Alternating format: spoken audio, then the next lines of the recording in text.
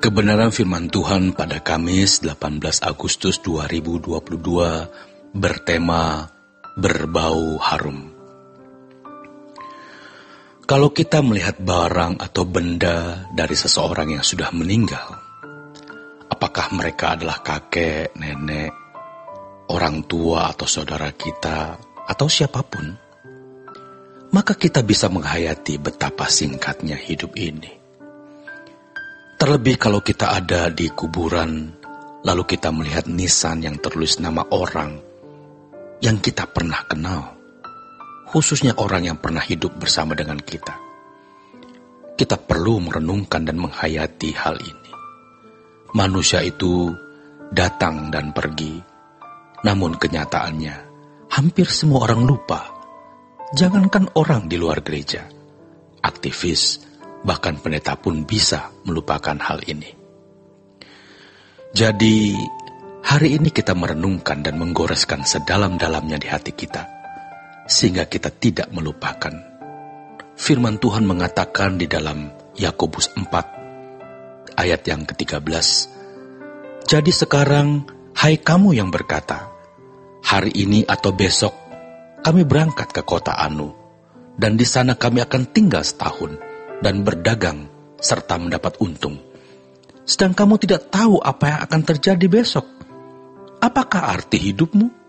Hidupmu itu sama seperti uap yang sebentar saja kelihatan lalu lenyap."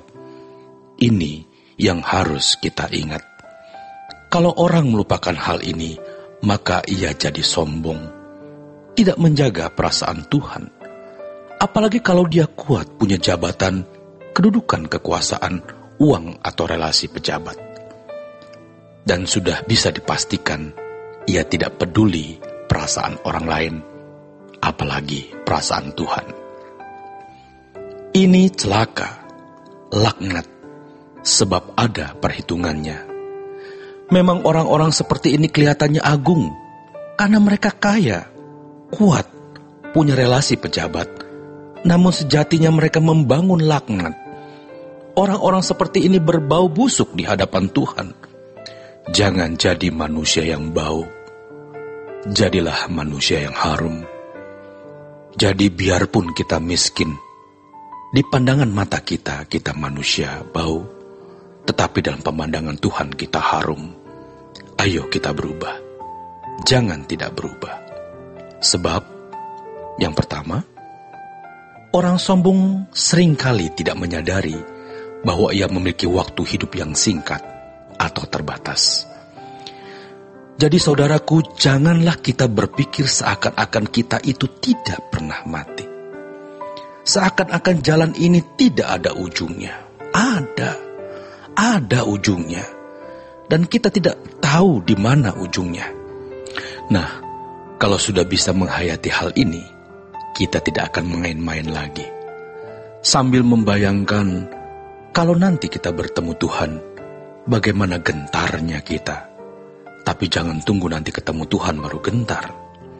Sejak di dunia ini, dengan hati yang rendah dan hormat, kita datang kepada Tuhan, lalu memeriksa diri. Masih ada dosa atau tidak? Kita akan dibimbing Tuhan. Pasti Tuhan pimpin. Karena setiap saat kita bisa mati, kita mesti benar-benar membawa diri kita sendiri benar di hadapan Tuhan. Kalau hanya ke gereja seminggu sekali atau seminggu 2 kali, pasti kita masih menjadi manusia asing di hadapan Tuhan. Setiap hari kita harus datang, dan setiap saat kita menghayati bahwa Allah hidup, hadir, menyertaiku. Mata Tuhan melihat. Janganlah menjadi manusia asing di hadapan Tuhan. Saudaraku, mumpung masih ada kesempatan, karena hidup kita seperti uap, dan kita tidak tahu kapan berakhir. Kalau kita tidak menemukan tempat di hadapan Tuhan sejak di bumi ini, jangan harap punya tempat di hadapan Tuhan nanti. Hidup hari ini di bumi yang sudah terkutuk sangat susah. Makanya kita harus arahkan fokus hidup kita ke langit baru, bumi baru. Ini tidak membuat kita jadi aneh. Kita tetap memaksimalkan potensi, bekerja keras, bertanggung jawab, tetapi fokus kita di langit baru, bumi baru. Yang kedua, orang sombong tidak mau mengerti kehendak Tuhan dalam hidupnya. Maka dikatakan dalam ayat berikutnya, kamu tidak tahu apa yang akan terjadi besok. Apakah arti hidupmu? Hidupmu itu sama seperti uap yang sebentar saja kelihatan lalu lenyap.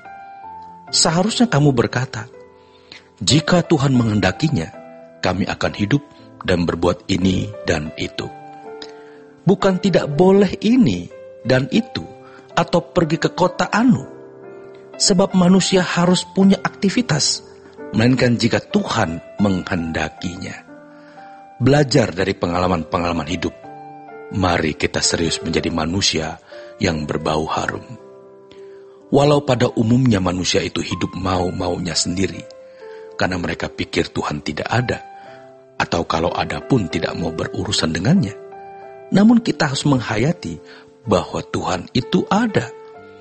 Ia yang menciptakan kita, dan Tuhan mau berurusan dengan kita. Dan ketika kita berada di ujung maut, maka kita akan menghayati dengan lebih lengkap, lebih utuh, lebih baik betapa singkatnya hidup ini. Ingatlah saudaraku, ubah rutinitas hidup kita yang tidak berdaya guna membuat kita dewasa. Yang biasa bangun siang, sekarang bangunlah lebih pagi. Yang biasa bergaul dengan sembarang orang, sekarang tidak. Supaya jangan tercemar yang dapat merusak pikiran kita.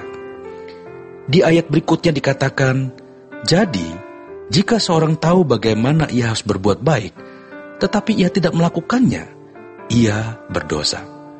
Sekarang kita tahu apa yang baik, bukan? Bangun pagi berdoa, mulut dijaga, jangan jahat kepada orang, marah pun ditahan mulutnya. Nanti Roh Kudus akan pimpin kita menjadi manusia yang agung.